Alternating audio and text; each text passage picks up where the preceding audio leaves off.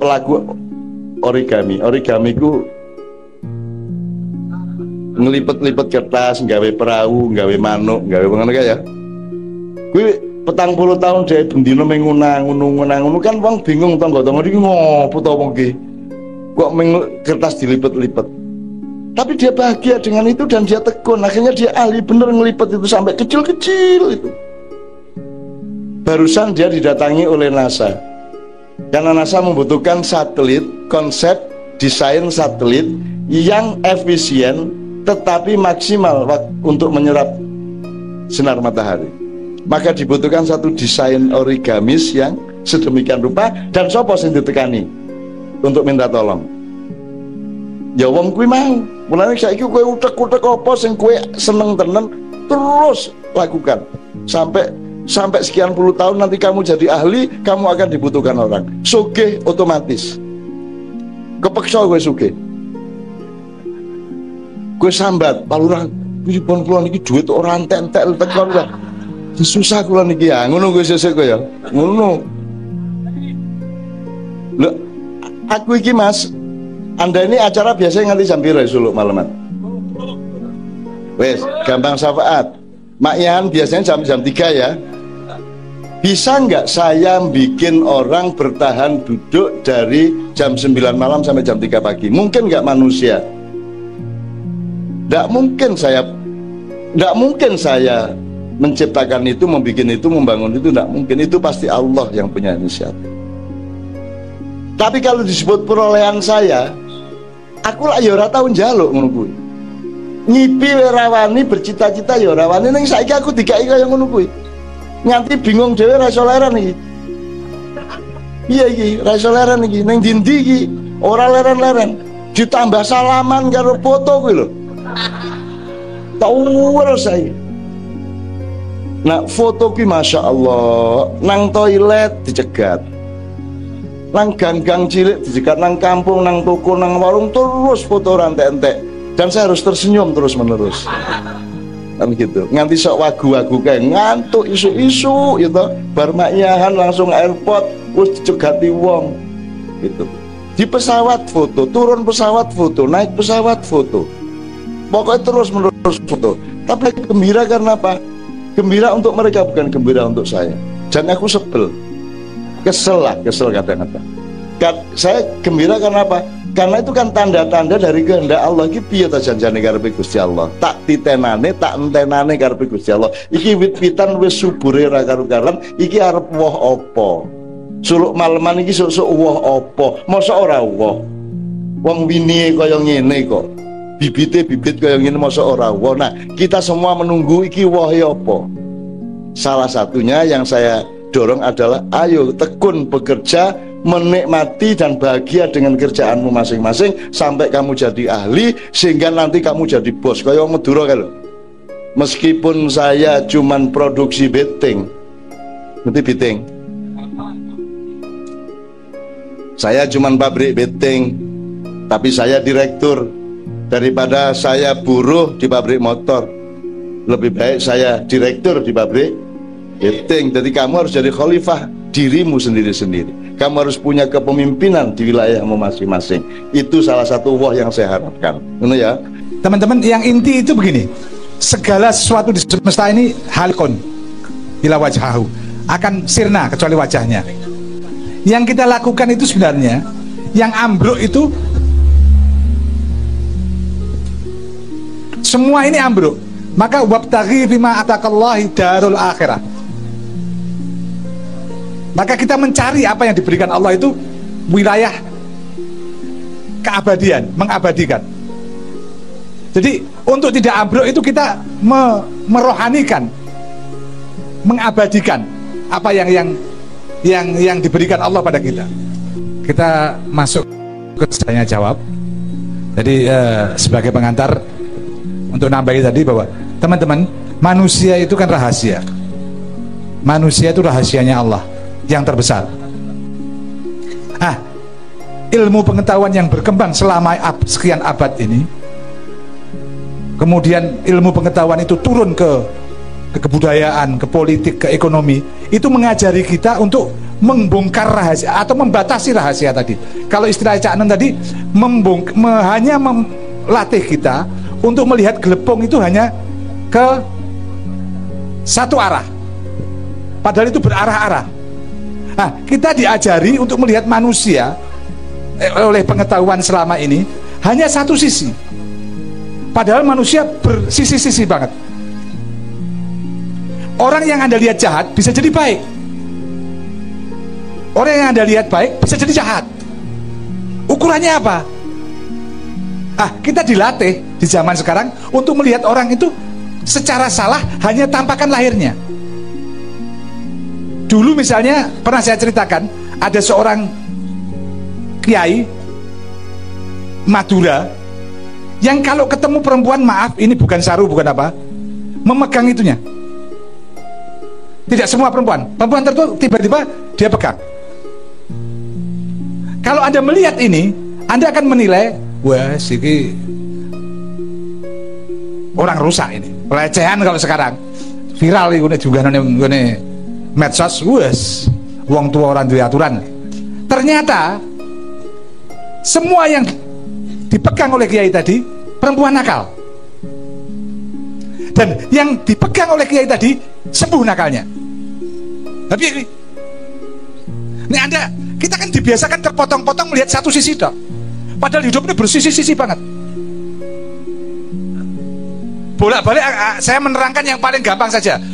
Kalau misalnya ada orang dari puncak gunung di Papua sana yang belum tahu pengetahuan tentang kedokteran modern misalnya, kemudian Anda masukkan rumah sakit melihat orang dioperasi misalnya, bagaimana pendapat dia?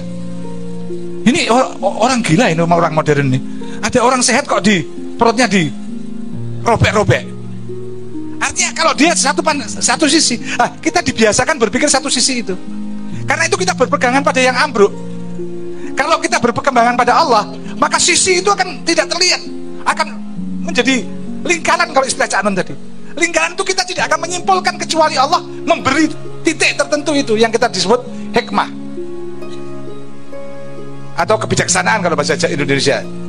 Orang hanya bertindak atas kebijaksanaan tertentu, tidak akan menilai orang lain. Saya kan dibiasakan itu menilai orang lain, bijeni, ngelek-ngelek dan lain sebagainya. Itu mungkin ada tiga pertanyaan dulu. 1, 2, 1, 2.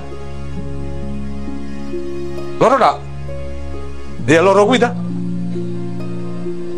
Oh 3 ya? Malah 4 saya ini. 3, maju aja, maju.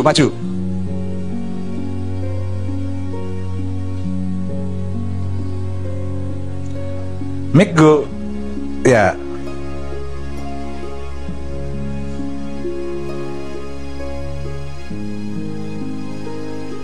Ya, langsung masuk ngenteni sesuk.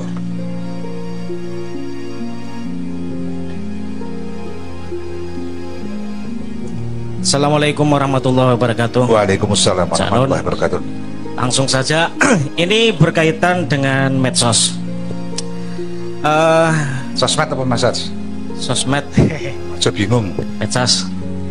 Beberapa waktu yang lalu saya beberapa kali melihat ada viral. Jadi ada seseorang yang menginjak Al-Quran, kemudian ada satu bule di dalam WC ya, toilet, lalu Al-Quran itu dikasih meme berbahasa Indonesia. Quran dibuat ini tisu untuk berak es gubrat taek lah coro pade ya, dan sebagainya gitu. Terus yang saya lakukan, saya bingung, saya ngurut dodo lah istilahnya. Terus kira-kira menurut pandangan Cak Nun, kira-kira Allah itu marah nggak dengan saya kalau saya seperti itu? Sedangkan saya memang benar-benar bingung harus ngapain. Terima kasih Cak Nun. Assalamualaikum warahmatullahi wabarakatuh. Nama, alamat, nomor HP, nomor rekening. Saya dari Kudus. Nama saya Mohibur Rahman. Dah, ngoten mawon. Assalamualaikum warahmatullahi wabarakatuh. Amat jauh rotok cukup. Mbah. Iki badhe tanglet. Niku kan wonten hadis nggih. Kanjeng Nabi niku ngeken utlubul ilma nggih. Walau bisin. Nggih niku kan menyuruh mencari ilmu sampai ke negeri Cina. Padahal negeri Cina itu kan kalau kita lihat kan ya gampangannya nih bibit dari komunis ya. Komunis kan cukup membingungkan di Indonesia lebih di Indonesia. Jadi biar misalnya komunis dulu zaman Nabi. Gitu. Lah iya. Tapi kan itu kan hadisnya untuk umat kan gampang ya utul ima walau bisin ya. Kalau rotok pripun ya rada bingung ngoten. Bingung perkara apa iki? Ya iki menawi wonten hikmahe nggih, hikmahe niku napa Bib ngoten. Udah. Assalamualaikum warahmatullahi wabarakatuh. Nama saya Arif dari Blora. Tapi sebelumnya Ajeng Salim dhisik saged napa mboten? Oh, nek bar takok wae. Nggih. Iki meh takok apa meh salim lho? Ben luwih lengkap. Nggih. Kok nek pamit rono salim meh. Nggih. Pertanyaannya ngoten iki. Jadi kalau menurut saya kan butuh kita beragama itu adalah ketika kita terjun ke masyarakat. Nah, sedangkan masyarakat sekarang kan semuanya serba uang, serba apa-apa, pokoknya materialistik lah. Nah, sedangkan kita itu mau memulainya itu dari mana gitu. Jadinya selain itu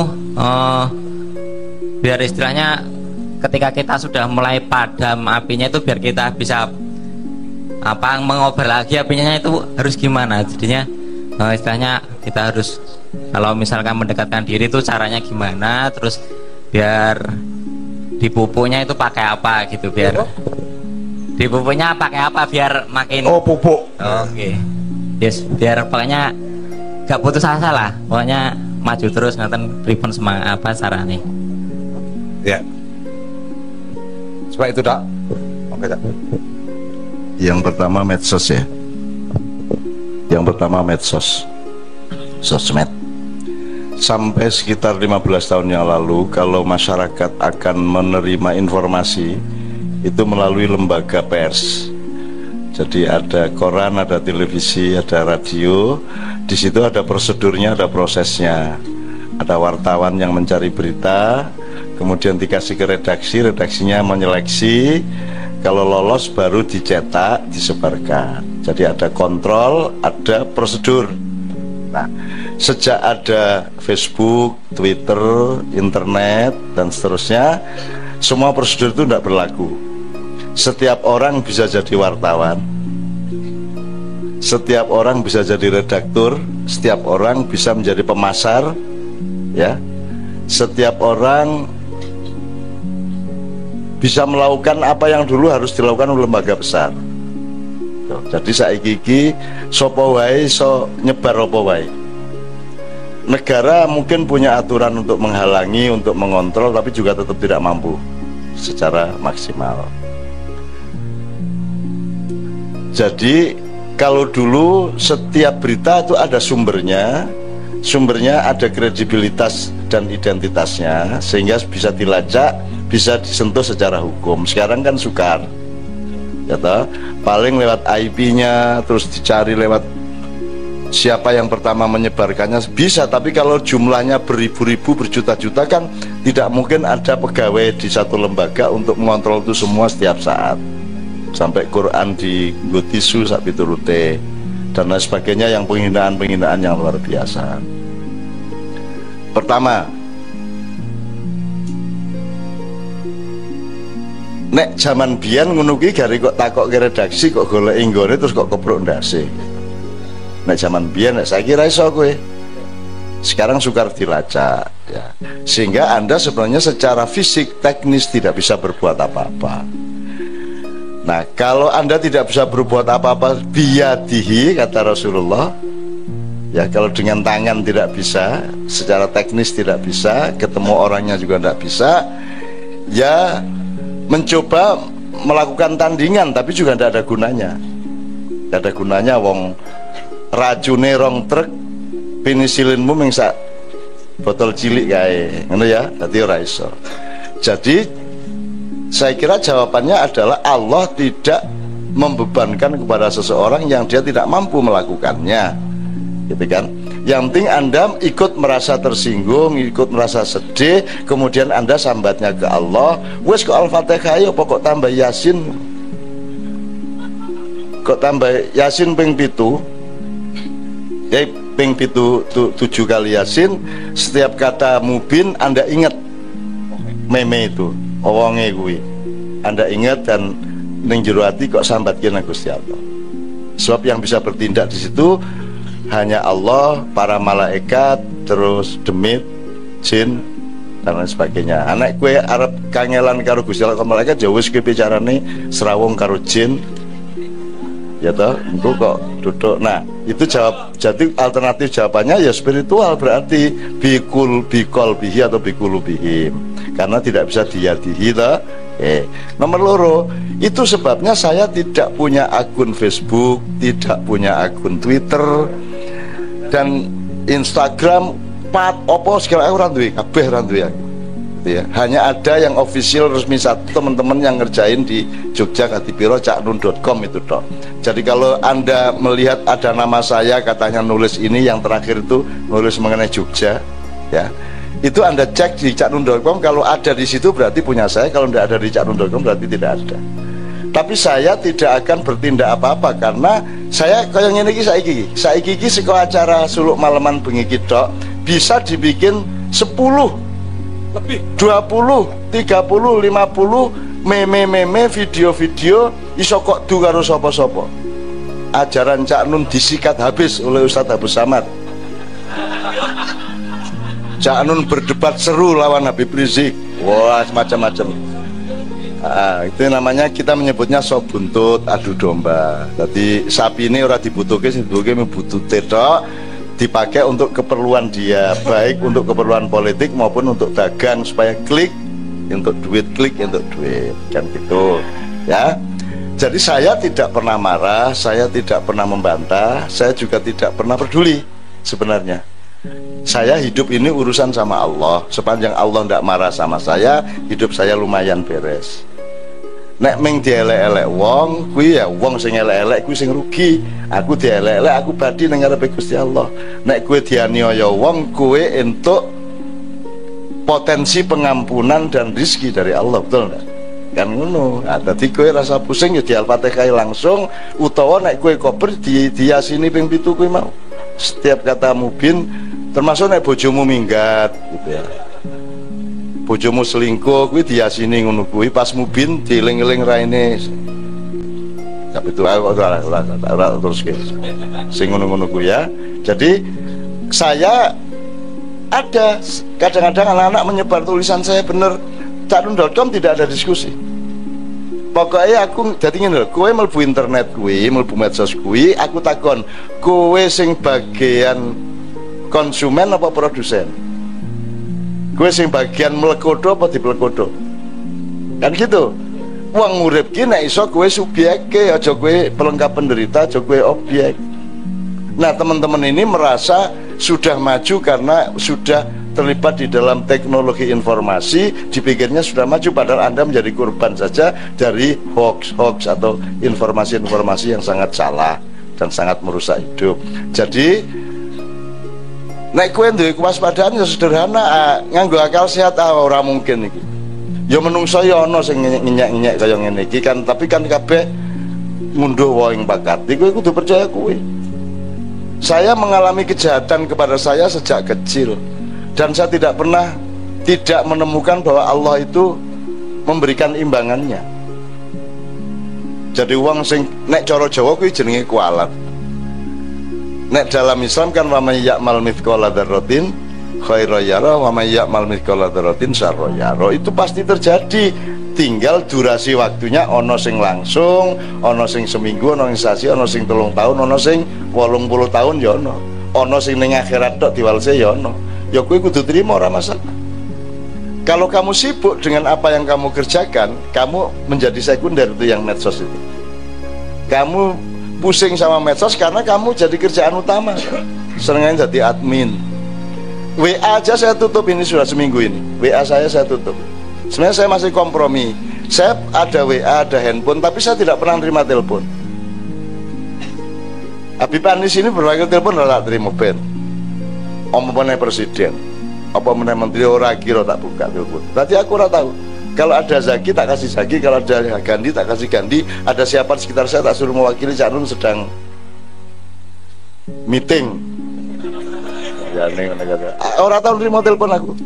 Ya, WA itu kan memang infiltrasi kepada Anda. Kalau BBM dulu Mas, di invite itu Anda mau apa tidak. Kalau Anda tidak mau, dia tidak bisa memasukkan. Kalau WA, siapa saja bisa Anda masukkan ke grup.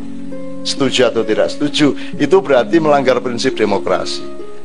Akhirnya grup gonku kuat banget, dan saya tidak bisa meladeni. Lagi aku nanti penggawean piye sedina postingnya nek 800 sono, tak tinggal sak jam nu wis 200. Lah terus aku kan maca iki, wong aku seumur hidup ora tau maca.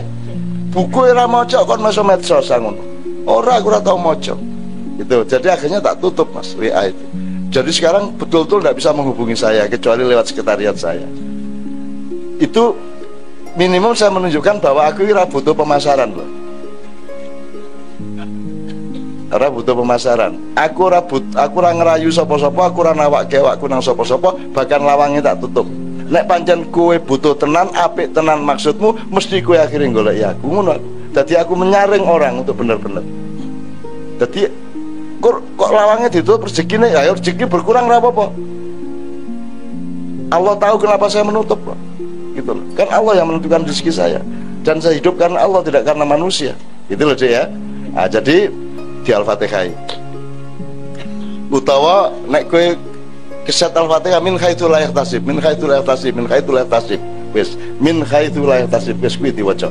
Yang banyak-banyak. Wes engko ngunduh wae bakar dia akan ada akibatnya, gitu ya.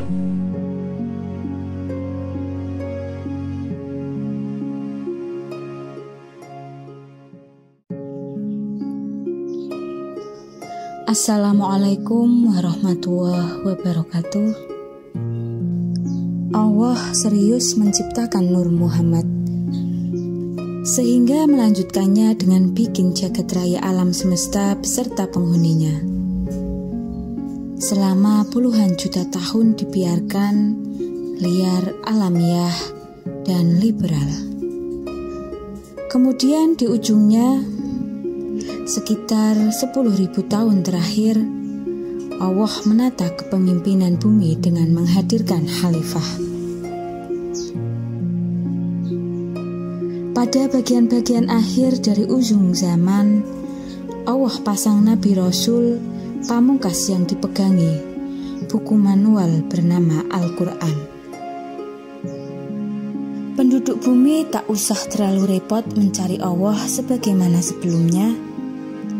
Cukup baca kitab itu dengan kecerdasan dan kenikmatan, tidak ragu, patuh dan setia kepada kandungannya. Penduduk bumi pada era pasca Khotamal Anbiya sekarang ini tentu tetap berkemungkinan untuk merusak bumi dan menumpahkan darah. Tetapi ada model lain yang membuat saya yakin bahwa ujungnya tetap keselamatan. Fid dunya hasanah wa fil akhiratil hasanah. Allah sendiri yang pasang khalifah, Allah sendiri yang tancapkan tonggak syafaat dengan menghadirkan Muhammad. Allah sendiri yang membekalinya Al-Quran dan Allah sendiri yang berjanji menjaganya. Innalahu lahafidun. Maka penduduk bumi sedang menyongsong keselamatan masa depan. Meskipun tetap dipersyarati oleh yugoyiru mabi anfusihim, dan kita semua yang ada di ruangan ini adalah pekerja-pekerja kesetiaan kepada Al-Quran yang terus berjuang mengubah diri dan dunia. Apa yang lebih indah dan membahagiakan dibanding Malcolm berjuang menyebarkan bahasa Al-Quran untuk menaburkan dan menyemaikan kandungan nilainya? Apalagi ditambah dengan kemuliaan untuk bersikap toleran kepada suatu cara berpikir dan sistem kekuasaan yang menyebut kita sedang memasuki masa pensiun. Insya Allah, ampunan Allah melimpahi mereka yang membuat dan menandatangani surat keputusan pensiun. Karena pasti yang mereka maksudkan bukanlah mempensiunkan perjuangan intisayyaru lughatil Quran. Dan jika kita yakin kepada Allah, mencintai Rasulullah, nikmat mentadaburi Al-Quran, dan mentafakuri alam semesta, serta beristiqomah sebagai aktivis bahasa Arab, maka kita berada pada koordinat yang paling dekat terhadap kepastian, keselamatan, dan kebahagiaan dunia maupun akhirat. Kalau terhadap kalimat itu muncul respon di benak kita, belum tentu, maka kalimat di atas bertambah juga. Kalau kita belum tentu yakin kepada Allah, belum tentu mencintai Rasulullah, dan seterusnya, silahkan dielaborasi sendiri di dalam kehidupan masing-masing. Kemudian karena keselamatan kita juga terkait dengan keselamatan bumi dan keselamatan Indonesia, maka probabilitas masa depan kita terletak pada posisi timbangan antara tingkat kerusakan dunia sekarang ini. Dengan kadar iman kita kepada Allah, cinta kepada Rasulullah, intensitas tadabbur dan tafakur kita kepada Al-Quran dan alam, serta intensitas dan kesetiaan kita sebagai aktivis bahasa Al-Quran. Saya pribadi memiliki ketidakyakinan yang tidak kecil atas logika itu. Karena sangat dahsyatnya kerusakan manusia dan kehidupan yang kini sedang berlangsung. Tetapi belum pernah saya menemukan dan mengalami manfaat apapun dari ketidakyakinan, sehingga saya ambil keputusan untuk yakin saja sepenuhnya. Dan kalau sampai nazak oleh maut nanti tidak atau belum saya jumpai bukti atas keyakinan itu, saya akan tetap merasa lega dan tenang, sebab saya akan mati membawa keyakinan dan husnuzon kepada Allah. Berikutnya, insya Allah sesudah menapaki kematian, Allah dan para malaikatnya tidak mempertanyakan tanggung jawab saya atas keselamatan bumi dan Indonesia, kecuali sebatas yang terkait dengan amal perilaku saya selama menjalani penugasan hidup. Keyakinan itu menerbitkan ketenangan. Ketenangan itu membuat saya enteng dan bahagia. Kebahagiaan itulah tulang punggung kejiwaan saya untuk tegak berdiri di sini, turut merayakan dan mensyukuri upacara peneguhan kembali tugas 3 aktivis bahasa Al-Quran yang sedang mencapai puncak kematangannya. Mereka memperoleh kemerdekaan untuk memperluas dan memperdalam aktivitas mereka di masyarakat luas, tanpa tersendat-sendat langkahnya oleh sejumlah hal yang tidak berkonteks Al-Quran, yang biasa merepotkannya. Kemarin mereka terpenjara di ruang-ruang pembelajaran, hari ini masuk ke medan juang yang nyata. Sebab perjalanan sejarah bahasa Arab dan bahasa Al-Quran sebagai individu, sebagai anggota masyarakat, sebagai warga negara, dan utamanya sebagai bagian dari rombongan pengikut Nabiullah dan Rasulullah Muhammad SAW, saya merayakan kebahagiaan bahwa Allah menguasai, menugasi saudara sebagai salah seorang waliyu amri lughatil Quran bersama beliau. Sebagai bagian dari bahasa-bahasa umat manusia di bumi, kita menyebutnya bahasa Arab, tapi sebagai bahasa pilihan Allah untuk merumuskan informasi dan bimbingannya kepada perjalanan peradaban umat manusia, kita menyebutnya bahasa Al-Quran. Tidak kita sebut bahasa Allah karena seluruh realitas jagat raya adalah juga bahasa Allah. Segala kenyataan sunatullah yang secara manipulatif kita sebut hukum alam memuat bahasa komunikasi Allah. Dari embun yang menetes hingga 7 langit yang tak terjangkau adalah bahasa yang dipenuhi oleh kehendak dan penyampaian Allah. Juga bahasa Al-Quran dan bahasa Arab tidak kita sebut bahasa komunikasi Allah, sebab kita tidak berani menyimpulkan bahwa Allah tidak pernah menyampaikan sesuatu menggunakan bahasa Jawa, bahasa Prancis, bahasa Saulihi, atau bahasa-bahasa nirkata dan berbagai macam alat komunikasi lainnya.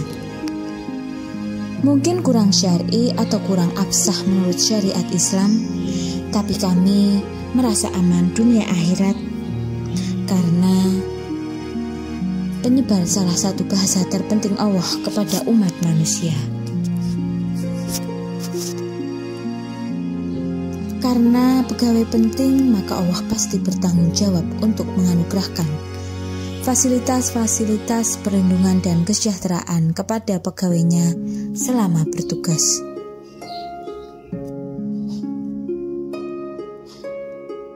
Hari ini menemukan dan menyadari kemungkinan kenapa Allah tidak memperkenankan untuk melanjutkan belajar di pondok, sehingga ia menciptakan suatu peristiwa dan memerintahkan pengurus pondok untuk mengusir saya.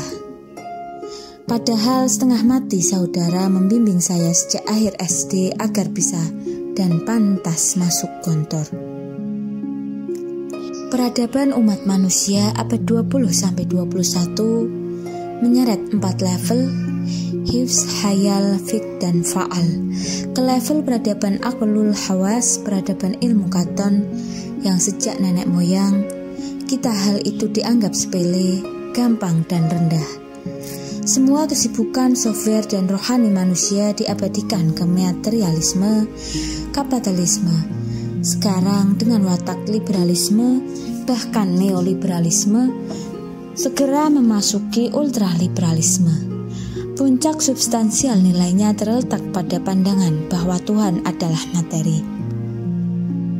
Sehingga semua unsur dan limpahan dari Tuhan dimaterikan, dikapitaliskan, seluruh dan kemenyeluruhan al-arsy al-azim yang agung, utuh, dahsyat, berdimensi, dan bahkan hakikat kenyataan hidup ini sedemikian dekatnya dengan laisa kamitslihi syai'un, dikerdikal, disempitkan, didangkalkan, disepelekan menjadi hanya materi.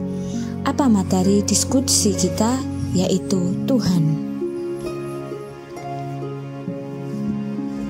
Perusahaan universitas menimpakan kepada dirinya masalah besar dan konflik yang sangat serius dengan Tuhan. Tuhan mengajari manusia merohanikan materi universitas, yakidu kaidah bahkan wa makaru. Dengan pendidikan mematerikan rohani, Tuhan membuat manusia agar menempuh syiratul mustaqim melalui dunia. Universitas menyeret manusia untuk mencapai dunia karena puncak sukses adalah pencapaian keduniaan. Terbalik wasilah dan gaya menurut Tuhan dengan menurut universitas.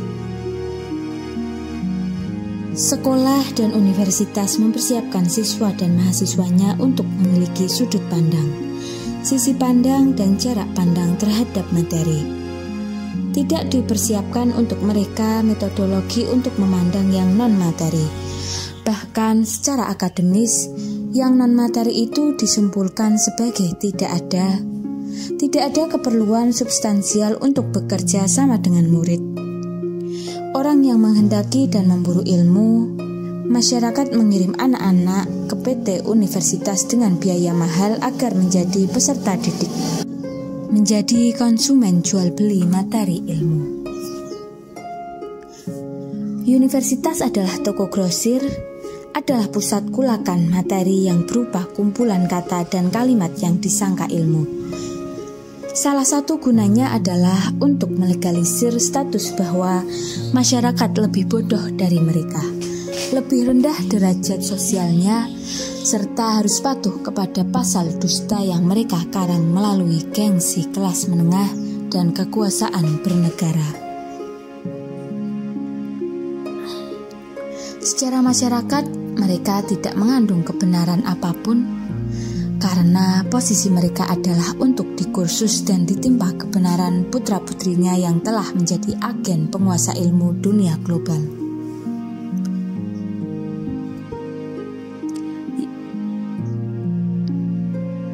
Di universitas, mereka diajari bahwa materi terbit dari barat, asal-usul seluruh ilmu, pengetahuan, penemuan, teknologi, dan peradaban adalah barat.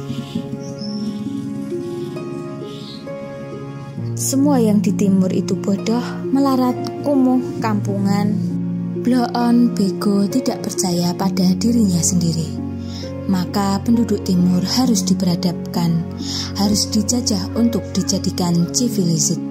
Diajari pakai kancut, celana, jas, dasi dengan busa mulut yang bermuatan bahasa barat, meskipun sepotong-sepotong. 300 tahun sudah penduduk timur dicuci otaknya, disirnakan kepribadiannya, dipendam sejarah masa silamnya, diperbudak trilogi politik, perekonomian, dan kebudayaannya. Bangsa Indonesia Jawa yang untuk satu peristiwa kecil punya sebutan tiba, rutuh, jungkel, geblak, celorot, jengkang, kesosor, jungkir, nyungsep, dan seterusnya, merasa lebih bodoh dan tertinggal dari bangsa yang hanya punya satu kata, falling down, untuk peristiwa yang sama. Bangsa yang peradabannya sudah mencapai detil pari, gabah, beras, sego, memperbudak dirinya kepada bangsa yang hanya punya rice. Bangsa Indonesia tiba-tiba bikin negara dan republik karena tidak berani mencari dan menjadi dirinya sendiri. Kaum intelektual berpikir bahwa kerajaan itu kuno, otoriter, dan diktator. Seakan-akan bisa diselenggarakan kehidupan bersama tanpa otoritas dan diktat hukum. Otoritarianisme dan diktatorisme adalah suatu tata kehidupan di mana rakyat tidak memiliki daya tawar atas kedaulatannya. Hari ini rakyat tidak punya bargaining power terhadap wakil-wakilnya sendiri, terhadap presiden dan seluruh jajaran pemerintahannya. Kalau yang otoriter, diktator hanya satu, raja dan sejumlah penggawa, agak sederhana caranya melawan. Tapi kalau yang diktator adalah presiden dengan sekian peremannya, sekian menteri dengan ratusan dan ribu pegawai jajarannya, dewan perwakilan yang berlapis-lapis sampai ke strata bawah, dan seterusnya, sangat ruwet dan butuh ekstra energi untuk memberontakinya. Kalau di dalam kerajaan, diktatornya sendirian. Kalau dalam republik demokrasi, diktatornya rombongan. Tentu saja saya pribadi tidak masalah dengan republik atau kerajaan, persemakmuran atau federasi atau apapun. Kami diam mempelajari transformasi formula kenegaraan dari Majapahit ke Demak, Pajang, Mataram hingga Indonesia hari ini, serta segala kemungkinan yang kami gali dari sebanyak mungkin sumber nilai dan bahan-bahan sejarah. Itu bukan karena kami tergolong negarawan, guru bangsa atau pemerintah, tapi karena aktivisme bahasa Al-Quran sampai pada tahap memverifikasi secara Qur'ani hal-hal terpenting yang menyangkut kehidupan orang banyak, khususnya umat Islam dan bangsa Indonesia. Dalam skala sekecil apapun, semua untuk menyelenggarakan proses transformasi atas setiap kemungkinan peradaban yang berlangsung agar bergerak menuju atau menjadi atau memperoleh hati surga. min adab dunya illa fuad il jannah. Beribadah kepada Tuhan tidak mengarang karena sudah punya terminologi tentang ibadah mahdhah dan ibadah muamalah. Hasadnya kepada kebesaran Muhammad SAW mengkonversi jadi cinta dan kekaguman, memperoleh pemahaman yang objektif dan proporsional tentang konteks jihad, syahid, qitol, Allahu Akbar, mau belajar membedakan posisi yang tidak sama antar agama, syariat, mazhab, fikih, aliran ormas, golongan, sekte, termasuk antara Quran dengan hadis, antara hadis dengan hadis-hadisan, dan seterusnya. Maka ro'aitan nasa ya'duluna fi dinillahi ahwaja, termasuk di dalamnya penduduk bumi berduyun-duyun menikmati bahasa Al-Quran. Akan tetapi, kalau kenikmatan itu belum menjadi kenyataan hingga hari terakhir jatah hidup kita, tidak masalah, karena kita sudah menjadi bagian yang aktif dari iradah Allah, cinta Rasulullah, dan pekerjaan suci Al-Quran. Otoritas dan fakta inna nahnu nazalna zikra wa inna lahu lahifizun adalah otoritas, kekuatan dan fakta yang tak bisa dilawan oleh siapapun dan apapun. Berada dalam keyakinan itu saja sudah merupakan kebahagiaan yang tiada tara. Sekian, wassalamualaikum warahmatullahi wabarakatuh.